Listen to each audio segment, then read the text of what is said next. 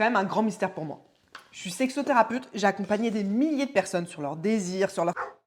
Puis j'ai fait des études là-dessus, et surtout ça a toujours été ma passion, depuis toujours, le... Et pourtant, je suis passée à côté de ça. Pendant 30 ans, j'ai cru que j'étais hétéro. Et j'ai pas su que j'étais bi. C'est bizarre quand même. Comment ça se fait alors que c'était le truc que j'aimais le plus qui me passionnait? Que je sois passée à côté de ça sur ma propre identité. En fait, en cherchant la réponse à cette question, je me suis rendu compte qu'il ne s'agissait pas vraiment de moi. Que c'était un truc beaucoup plus global, sur comment on apprend et on accepte ce qu'on désire à l'intérieur de nous. C'est pas qu'une histoire d'être bi en fait. C'est une question de désir. Est-ce qu'on sait ce qu'on désire vraiment à l'intérieur de soi ou non? J'ai toujours adoré les mecs. Donc je me suis toujours dit que j'étais hétéro. Le truc, il était réglé. J'avais même pas de questions à me poser parce que j'adorais les garçons. Sauf que, et je vous pose la question parce que je me l'étais jamais posée, est-ce que regarder des mecs, désirer des mecs, ça veut dire que tu désires que des hommes? C'est ça la grande différence. La question que je m'étais pas posée. Parce que moi, quand j'y pense, j'ai toujours aussi regardé un petit peu les filles. Mais ça, je le classais ailleurs dans ma tête. C'était pas dans la même catégorie.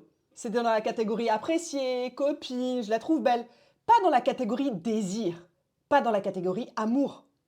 Et là, en fait, il y a un truc qui se passe à l'intérieur de moi. Et ça, c'est ultra fou quand il pense. C'est que je crée une catégorie différente. Je faisais dans ma tête une distinction entre le désir qui compte, celui pour les gars, et le désir qui compte pas, celui pour les meufs. Et c'est un phénomène qui existe, qui finalement est beaucoup plus global que ça, qui existe pour la bisexualité, mais qu'en fait peut exister sur plein de types de désirs différents. C'est comme si en fait il y avait une grille binaire. Soit t'es hétéro, soit t'es lesbienne. Moi j'étais sûre que j'étais pas lesbienne, j'ai toujours adoré les gars. Donc dans ma tête, si j'étais pas lesbienne, bah ça voulait dire que j'étais hétéro. Mais quand on fonctionne avec une grille binaire comme ça, la grille elle nous demande pas de nous définir. Qu'est-ce qu'on est? Qu'est-ce que j'aime? Qu'est-ce qui m'attire? C'est quoi mon désir? Elle demande d'éliminer. T'es pas gay, tu ressens pas de l'attraction que pour ce genre-là, donc tu élimines. Et le choix par défaut, c'est l'hétérosexualité. Donc, puisque je suis attirée par les mecs, par défaut, je suis hétérosexuelle. C'est un peu ça, en fait, qui se jouait dans ma tête quand on y pense.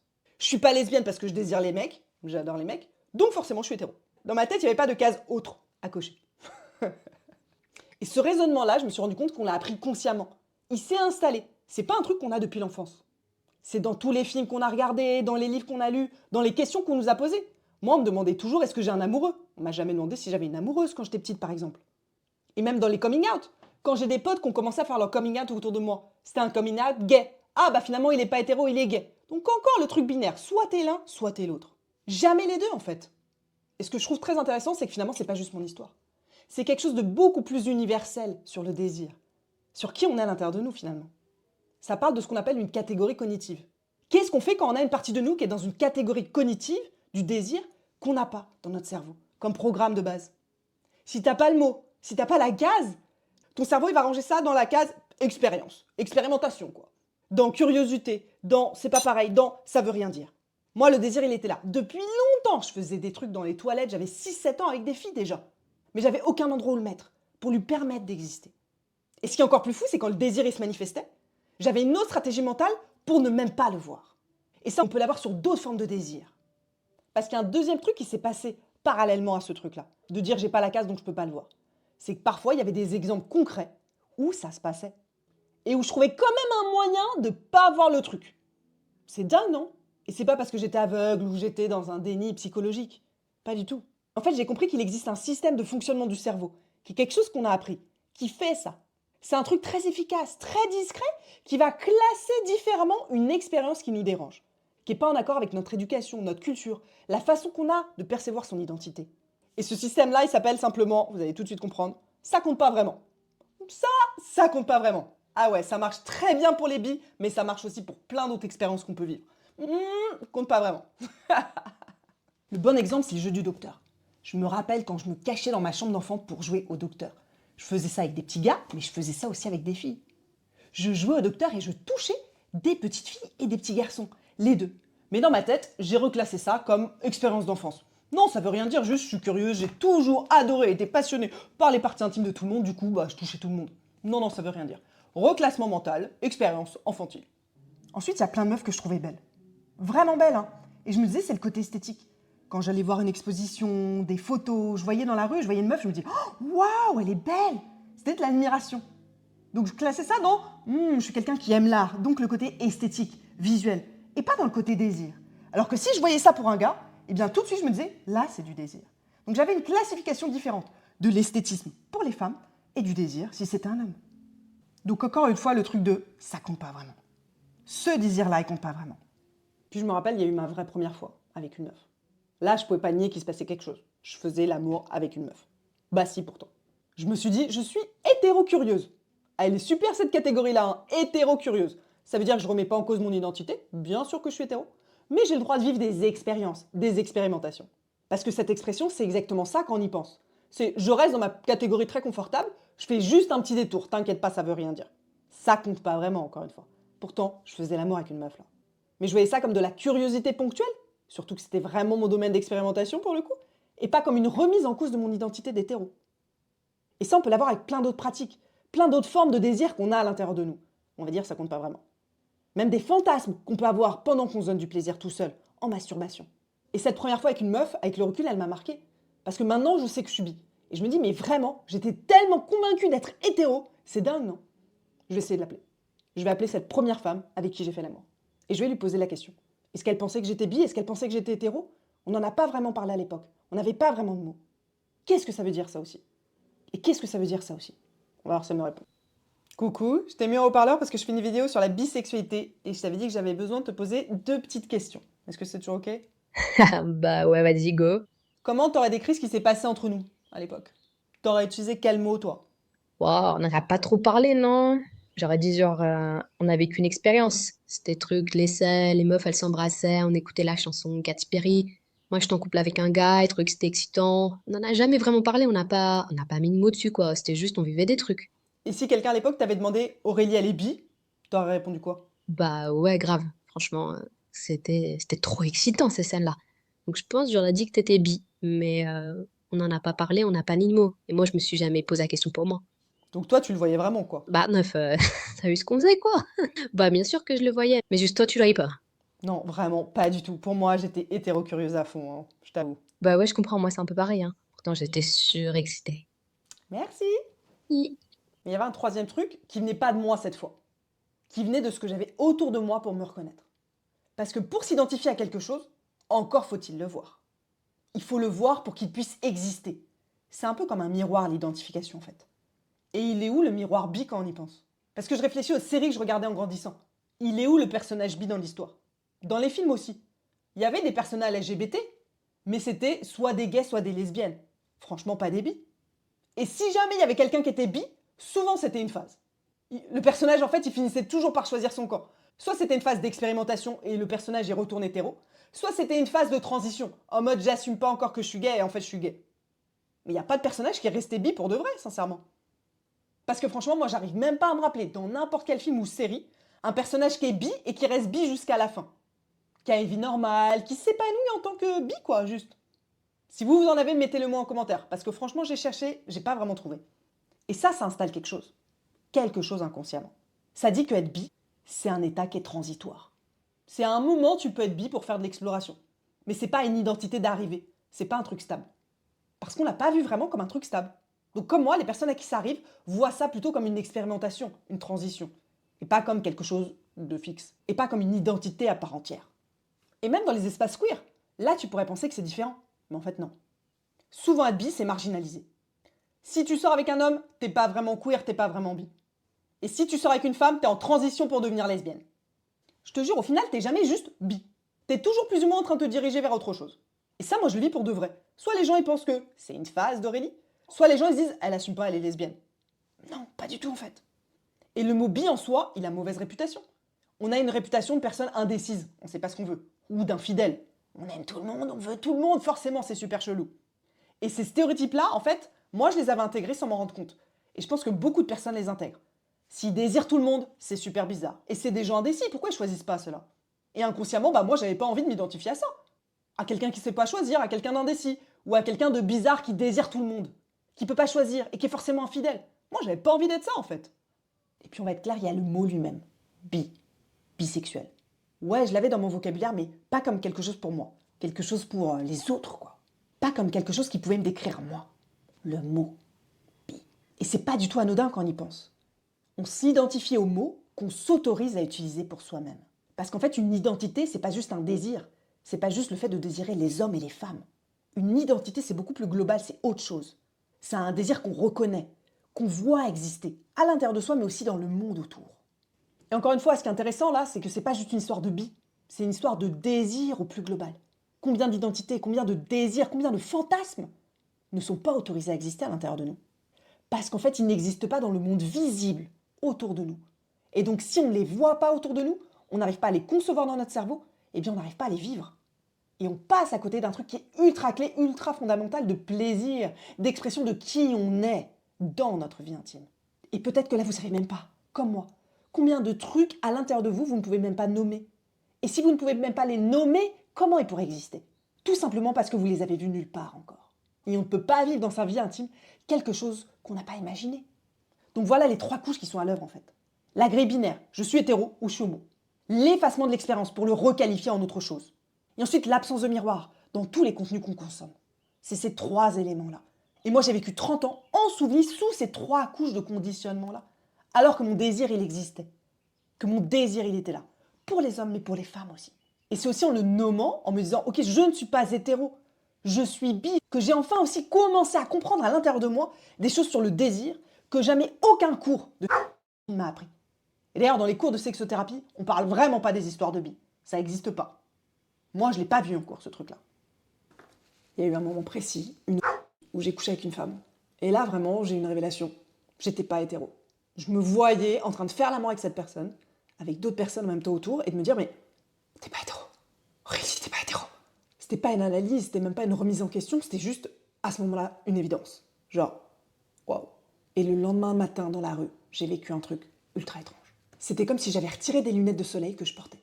Et que j'avais même pas réalisé que je portais ces lunettes de soleil. Tout était là, comme avant, mais tout était différent. Les mêmes rues, les mêmes gens, mais moi, mon regard n'était plus pareil. Je regardais les mecs, comme avant. Mais là, je regardais aussi les meufs. Et je regardais les meufs avec du désir. Pas juste en me disant que je les trouvais belles. Je ressentais un vrai désir. En fait, je me laissais regarder. Je m'autorisais à regarder avec du désir pour la première fois. Parce que finalement, tant que c'est juste une expérience, un jeu, une expérimentation, un truc provisoire, quoi, c'est pas pareil. Et là, l'expérience, elle devient réelle d'une façon qui est totalement différente. Pas plus intense, en fait. C'est déjà très intense avant, mais plus entière. On vit les choses ultra différemment si c'est juste une expérience qu'on vit de temps en temps de « je le vis, c'est moi ». J'ai ce désir-là et je l'assume, parce que je l'ai nommé. Ils vivent quelque chose à fond, c'est ultra différent que de se dire « je vis un truc, mais ça compte pas vraiment ». Là, je peux embrasser l'expérience. Et ce truc-là, il ne concerne pas que la bisexualité, finalement. Il concerne plein d'autres trucs autour du désir. Et surtout, tous les désirs qu'on ne s'autorise pas à avoir. Et qu'on ne s'autorise pas à nommer. Un désir qu'on ne nomme pas, on peut en avoir honte. On peut le fuir. On peut le vivre seulement en cachette à l'intérieur de soi en disant « non, non, non, non, ça n'existe pas ». Alors qu'un désir qu'on nomme, on peut le choisir. Nommer son désir, ça donne le pouvoir du choix. Et en ayant vraiment accès à ce désir-là à l'intérieur de moi, j'ai compris quelque chose de beaucoup plus important et profond. Dans ce que je désirais vraiment moi. Pas dans le qui, en fait, dans le genre, mais dans quoi. Qu'est-ce qui suscitait du désir et de l'envie, là, à l'intérieur de moi? En fait, quand on désire des hommes et des femmes, on est obligé de se poser une question que les gens seulement hétéros se posent jamais. Qu'est-ce que je désire, en fait, vraiment? Parce que t'as plus l'explication super facile de « je désire des mecs » ou « je désire des meufs », très binaire. Ça devient plus compliqué que ça, il est ultra précieux. Cette complication, elle est précieuse, parce qu'elle m'a permis d'apprendre des choses sur le désir. Ça m'a permis de mieux comprendre ce que je désirais, en fait. Pas juste j'aime les gars. Et encore pire, j'aime les gars qui sont musclés et qui ressemblent à X, Y, Z. Bah non, parce que là, je commençais à désirer des gens qui étaient très différents. Et je me suis rendu compte que ce que je désirais, ça n'avait pas grand-chose à voir avec le genre. Si je pouvais désirer des mecs et des meufs qui se ressemblaient pas. C'était une façon d'occuper l'espace, une énergie, une présence, une intelligence, une façon de me regarder, une connexion que j'avais avec ces personnes-là, qui me faisait ressentir du désir. Et ça veut pas dire que le désir, il est identique. Ce que je vis avec un homme est super différent de ce que je vis avec une femme.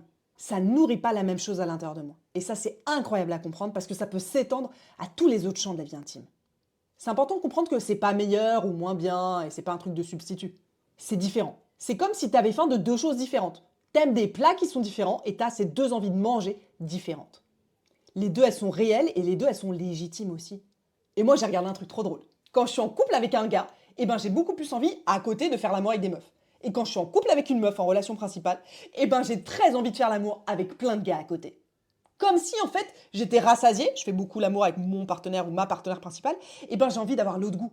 C'est cette autre chose-là qui va me manquer et que je vais chercher en étant polyamoureuse quelque part. Comme si le désir à l'intérieur de moi, il cherchait à se compléter, à explorer ce qui lui manque. C'est incroyable quand on y pense, non? Et ça, encore une fois, c'est pas réservé qu'au bi. Ça s'applique à plein de choses du désir.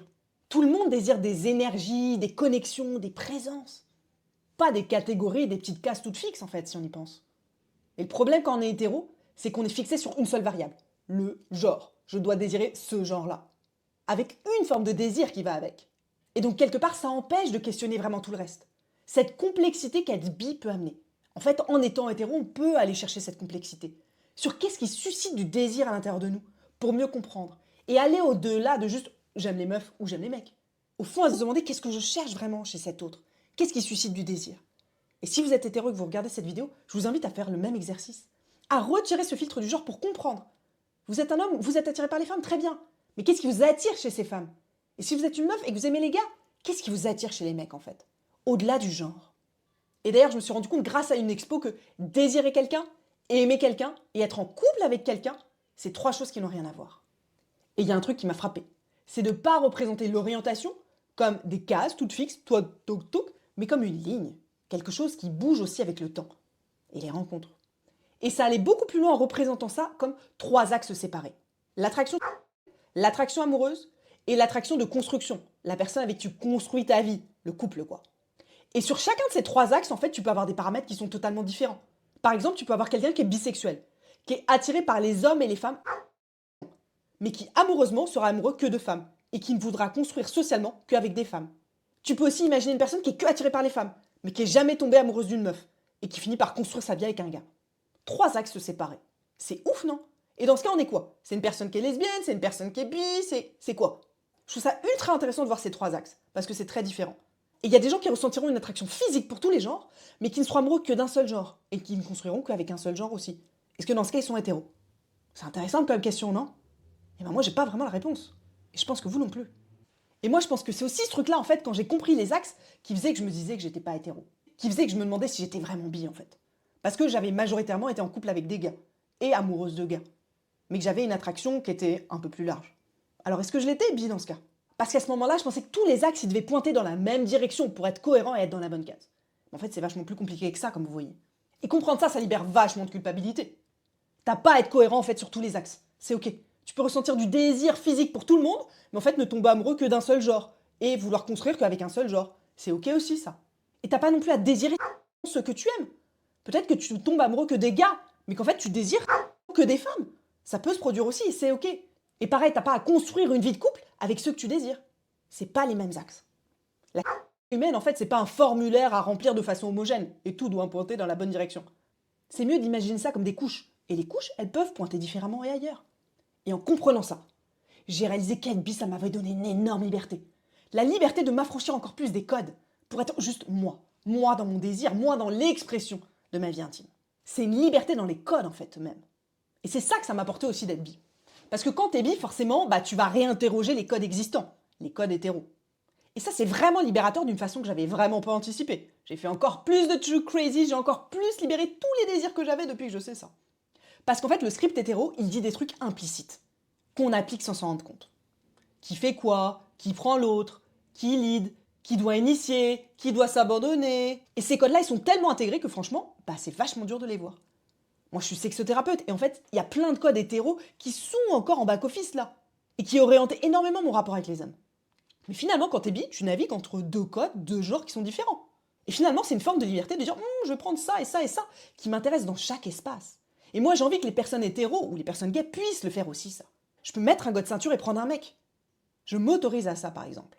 Je peux être plus active ou plus passive selon les situations, juste selon mon envie et mon désir à moi. Et ça, c'est pas une histoire de genre, et c'est pas une histoire d'attraction.